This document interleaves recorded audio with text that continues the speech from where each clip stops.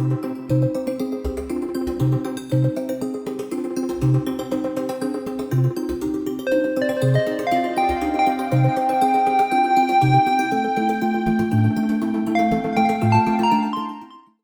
Ariane Le Fauconnier, merci beaucoup d'avoir accepté cette interview. Est-ce que tu peux nous parler un petit peu de toi, s'il te plaît? Bonjour, donc je m'appelle Ariane Le Fauconnier, je suis éditrice et poétesse. Je travaille aux éditions Bruno Doucet et parallèlement j'ai cofondé une structure de poésie contemporaine qui s'appelle 10 pages au carré, dans laquelle je promeux avec ma collaboratrice l'écriture de jeunes poètes et poétesses. Donc j'écris de la poésie et j'ai eu un premier texte publié cette année aux éditions de la Margeride. Et tu as commencé à écrire quand? J'ai commencé très jeune, comme beaucoup de poètes, je crois. Quand j'étais enfant, j'écrivais déjà quelques textes. Je ne sais pas si on pourrait vraiment appeler ça de la poésie. Et puis par la suite, j'ai vraiment repris l'écriture poétique quand j'étais adolescente et dans mes jeunes années d'adulte. Et les poètes ou les auteurs qui t'ont marqué, qui t'ont inspiré? Les poètes qui m'ont marqué, il y en a eu beaucoup quand j'étais adolescente, notamment des poètes du XXe siècle, parce que je ne connaissais pas vraiment ce qui se faisait en contemporain. Il y avait notamment Louis Aragon, Jacques Prévert, tous les poètes surréalistes, les poètes de la Beat Generation aussi un peu plus tard. Et puis aujourd'hui, je dirais que c'est les poètes contemporains, avec notamment de très belles découvertes au niveau du domaine étranger. Comment tu écris, construis et crées ta poésie, tes poèmes? Je pense que j'écris de manière assez instinctive et j'écris beaucoup moins qu'avant. Il y avait une époque où j'écrivais tous les jours. Aujourd'hui, j'ai l'impression que déjà j'ai plus beaucoup de temps pour écrire, mais j'ai surtout des choses qui infusent en arrière-plan et il y a un moment où j'ai besoin que ça sorte et ça sort sur la page de manière assez directe. Et à partir de là, je retravaille le premier jet pour voir si ça peut donner un texte vraiment intéressant ou si c'est quelque chose qui va devenir un brouillon et que je vais abandonner à terme. Et qu'est-ce que tu penses de la poésie actuelle francophone? Je pense qu'on a beaucoup de chance en ce moment. J'ai l'impression qu'il se passe de très belles choses, notamment avec la découverte aussi de poésie francophone qu'on connaissait moins avant et qu'on a un vrai vivier d'auteurs et d'autrices qui partagent des choses à la fois engagées, avec un vrai fond, un vrai propos. Souvent un message à faire passer qui est important pour faire avancer la société. En tout cas, moi j'ai l'impression qu'en 2023, on vit vraiment un moment de poésie assez exceptionnel au niveau international. La traduction? La traduction poétique, on sait que c'est un art particulièrement difficile. Je pense c'est une tentative qui n'est jamais résolue et c'est ça qui est assez magique. Moi je sais que j'aime beaucoup les éditions bilingues, on en fait beaucoup aux éditions Bruno Doucet. Ce qui est fantastique, c'est de voir le parti pris du traducteur ou de la traductrice derrière le texte traduit et de pouvoir comparer avec la langue originale. Il y a plein de manières de traduire, moi c'est pas mon domaine d'expertise, je ne traduis pas, mais je suis très admirative de ce que font les traducteurs aujourd'hui. Est-ce que la poésie, l'art, est un besoin, une nécessité pour les gens, pour les autres? Je pense que la poésie est un besoin dont on n'a pas toujours conscience. Il y a beaucoup de gens qui lisent pas de poésie, qui n'ont aucun rapport avec la poésie. Mais je reste persuadée, mais ça c'est mon intime conviction, qu'il y a un moment dans la vie où un déclic peut se faire. Ça peut être un texte qu'on entend quand on se balade dans le festival Voix Vive. Ça peut être un texte qui va être lu lors d'une cérémonie officielle. Il y a beaucoup de textes qui sont lus par exemple lors des mariages ou des enterrements, lors des moments importants de la vie. Et je pense qu'il y a beaucoup de gens qui rencontrent la poésie par accident. Et c'est ça qui est magique avec la poésie, c'est qu'on est persuadé qu'on peut vivre toute sa vie sans en avoir besoin et en étant complètement à côté de ce champ-là. Et un jour, il y a un texte qui arrive, et là, parfois, c'est le coup de foudre. Et c'est ce truc-là que moi, je cherche en tant qu'autrice, mais surtout en tant qu'éditrice. Est-ce que tu peux parler un petit peu de ton expérience d'éditrice, quand tu as créé le nom pourquoi vous avez choisi, comment vous choisissez vos auteurs, voilà. Bien sûr. Donc je vais parler de mon expérience d'éditrice pour 10 pages au carré, qui est la maison que j'ai créée il y a bientôt 3 ans.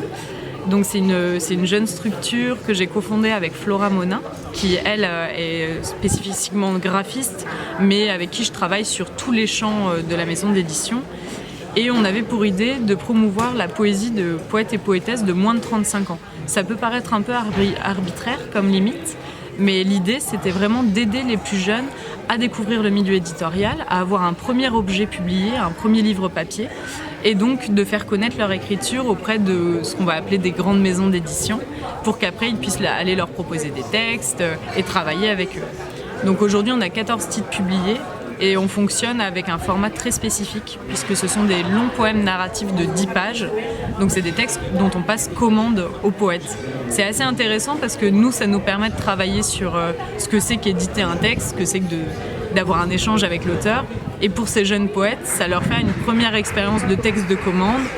Ils apprennent à retravailler un texte poétique, à calibrer un texte en fonction d'un format, et après à être avec nous sur les festivals, à faire leur première signature, etc.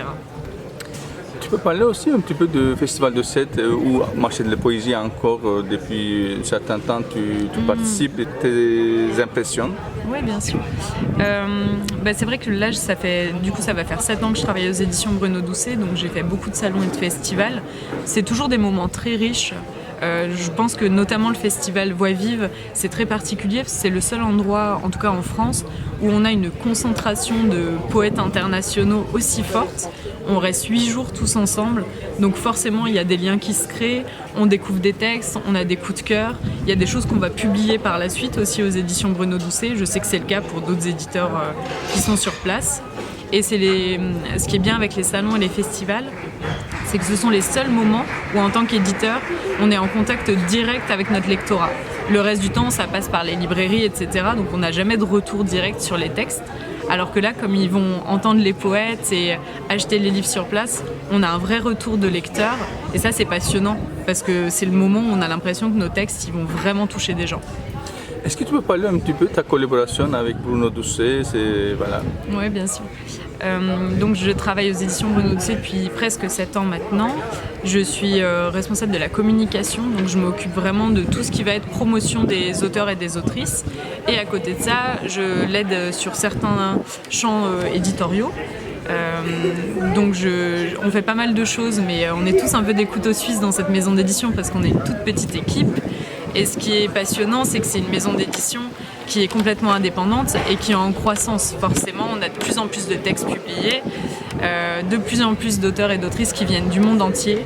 C'est très vaste, on s'amuse beaucoup en travaillant et on a des échanges qui sont très riches, très foisonnants à la fois avec les auteurs, mais aussi avec les libraires, les journalistes, les programmateurs de festivals. Et non, je pense que j'aurais jamais pu travailler dans une plus belle maison que ça. Pour moi, elle représente tout ce qu'on peut attendre du domaine poétique actuel. Merci beaucoup, Alia. Je t'en prie, merci. Les gens prennent des trains, ils sont avec moi dans le même train. Nous n'allons pas au même endroit. Les gens me disent pardon, le coude dans l'épaule, pardon, la valise enfoncée dans les genoux, pardon.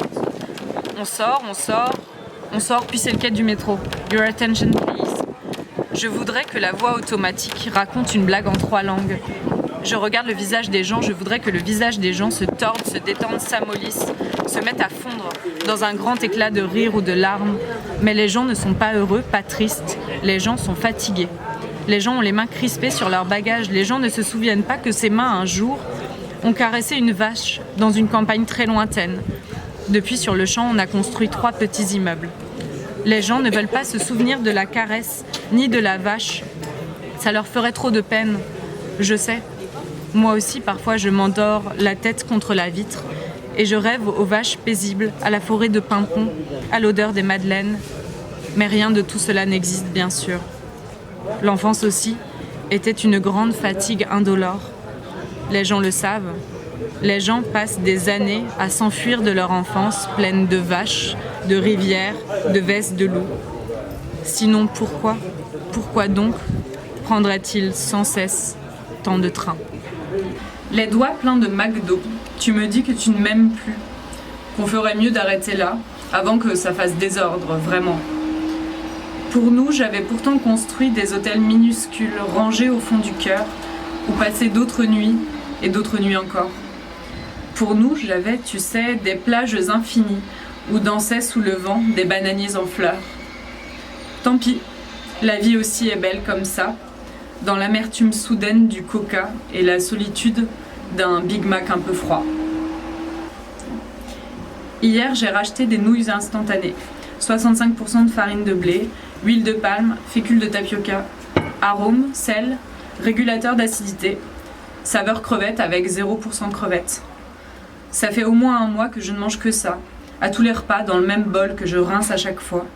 Mon corps, 70% d'eau, 20% farine de blé, épaississant, angoisse, extrait de levure de crevettes et de rêves brisés. Donc je vais vous lire le texte qui a été publié cette année aux éditions de la Margeride, qui s'appelle « Des hortensias à la place des poumons ». Nous aurons des petites solitudes qui se prennent au creux des mains et se consolent, avec des berceuses revenues des heures bleues de l'enfance. Des hortensias qui gonflent à la place des poumons et décachées contre l'insomnie. Redis-moi combien de fois tu es tombé amoureux, combien de plaies restées ouvertes suintent encore entre les ans. Des visages troubles tapissent nos rétines et nos cartes mémoire. Adolescente, je pensais tout réussir avant le quart de siècle. Je n'ai rien accompli, et la to-do list de mes 25-30 ans est vide. Tous les soirs, rêver d'aller en boîte, de visiter Mars, et ne jamais oser le grand saut. Nous soulevons des pierres plus lourdes que les tombes de nos ancêtres, sous lesquelles nous trouvons nos propres os et des bouquets de fleurs séchées. À l'envers, peau à peau contre nos hier, nous tricoterons une histoire qui nous rassemble et qu'on serrera fort pour oublier l'hiver une fois encore.